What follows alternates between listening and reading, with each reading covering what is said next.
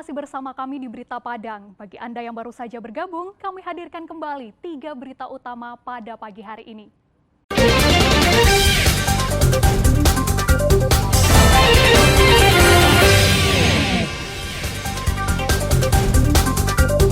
Berlagak petugas lapangan, 3 pria curi belasan tiang besi jaringan internet. 2 pelaku penyalahgunaan bahan bakar umum bersubsidi jenis solar ditangkap. Barang bukti kasus pidana dimusnahkan Kejaksaan Negeri Pasaman.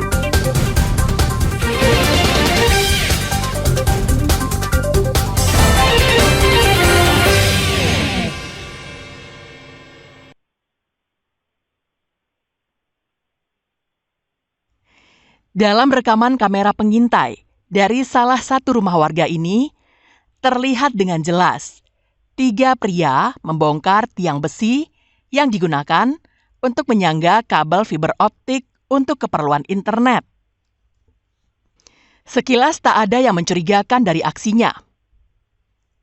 Mereka menggunakan alat keselamatan dan kesehatan kerja dengan lengkap. Ada sepatu, memakai rompi, dan menggunakan helm pekerja. Mereka juga bekerja secara efektif dan efisien.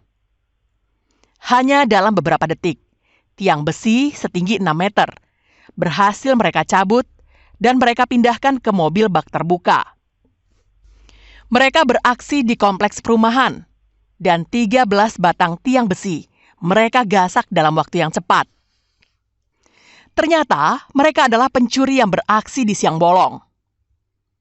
Aksi ini terungkap setelah pekerja yang mendapatkan tugas memasang tiang besi itu kaget karena tiang yang akan dipasang kabel jaringan internet ternyata sudah tak ada lagi. Mereka ngasih rekaman video waktu ada pencurian tiang itu. Nah, dari CCTV itu terekam 3 orang nyabut tiang pakai mobil Grand Max. Nah, sepas itu baru hari ini kami ngelapor ke Polres. Itu tiang apa, Mas? Itu tiang jaringan internet merek Philips, Bang. Jadi tiang itu dipakai untuk narik kabel jaringan internet. Atas kehilangan itu, Dino melaporkannya ke Mapolresta Padang dan kasusnya kini ditangani oleh Satreskrim Polresta Padang. Jika melihat pengalaman sebelumnya, polisi bakal dengan mudah menangkap pelaku karena wajahnya terekam jelas di kamera pengintai. Selain itu, polisi juga bisa melacak pemilik kendaraan yang digunakan pelaku. Alfi melaporkan dari Padang.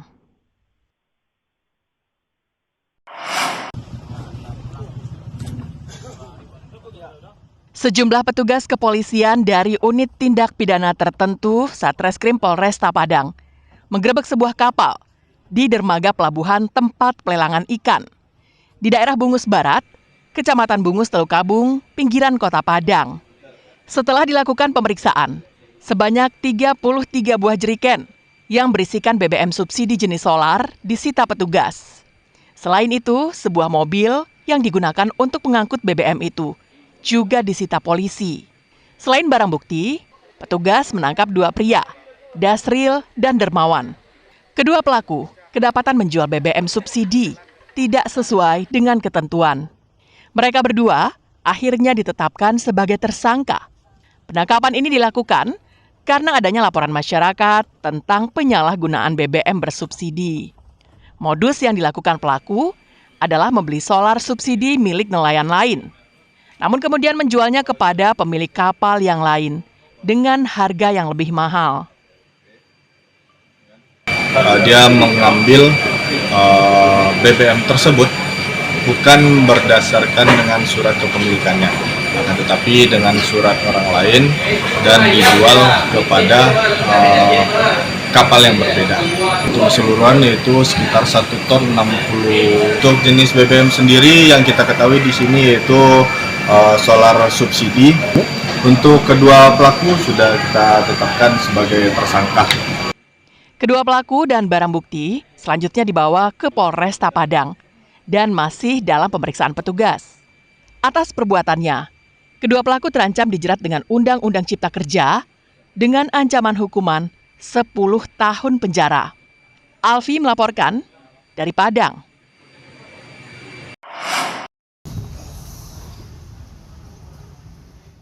Kejaksaan Negeri Pasaman memusnahkan barang bukti tindak pidana umum yang telah mempunyai kekuatan hukum tetap pada Kamis siang di halaman kantor Kejaksaan Pasaman. Barang bukti yang dimusnahkan itu terdiri dari 21 perkara yang telah berkekuatan hukum tetap.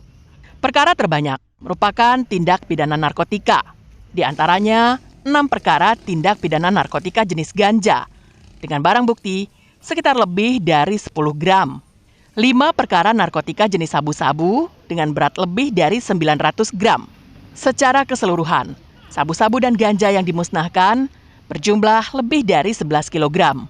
Selain perkara narkotika, perkara konservasi sumber daya alam dengan barang bukti berupa sisik terenggiling sebanyak lebih dari 11.400 gram. Sisanya merupakan kasus perjudian togel. Barang bukti itu dimusnahkan dengan cara dibakar dan di blender hingga halus, dan kemudian dibuang. Acara pemusnahan barang bukti yang telah mempunyai kekuatan hukum tetap pada hari ini kita laksanakan. Ada 21 perkara yang telah mempunyai kekuatan hukum tetap yang menyatakan barang buktinya dirampas untuk dimusnahkan. Dan dalam barang bukti ini yang paling menonjol adalah kasus atau perkara narkotika. Pelaksanaan pemusnahan barang bukti hasil kejahatan ini juga mengundang polisi, tentara, petugas pengadilan, dan tokoh masyarakat setempat. Safatul Ulum melaporkan dari Pasaman.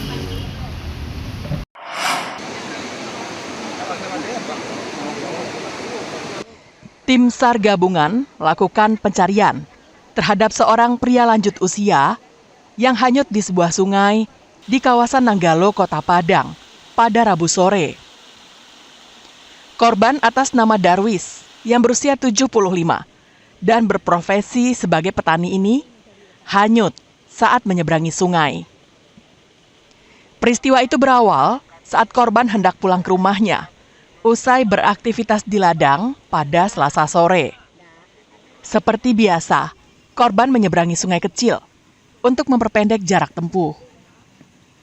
Namun hingga malam, korban tak kunjung tiba di rumahnya. Kehilangan korban diinformasikan keluarganya ke warga sekitar dan diteruskan ke polisi dan kantor SAR Padang. Tim SAR yang memperoleh informasi itu langsung mencari di sungai.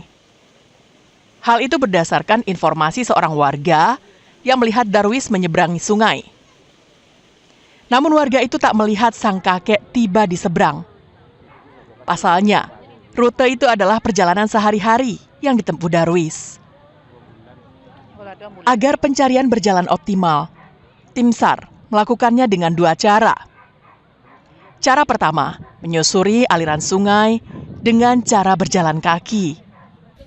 Dan cara kedua, menyusuri sungai dengan perahu karet. Upaya pencarian membuahkan hasil.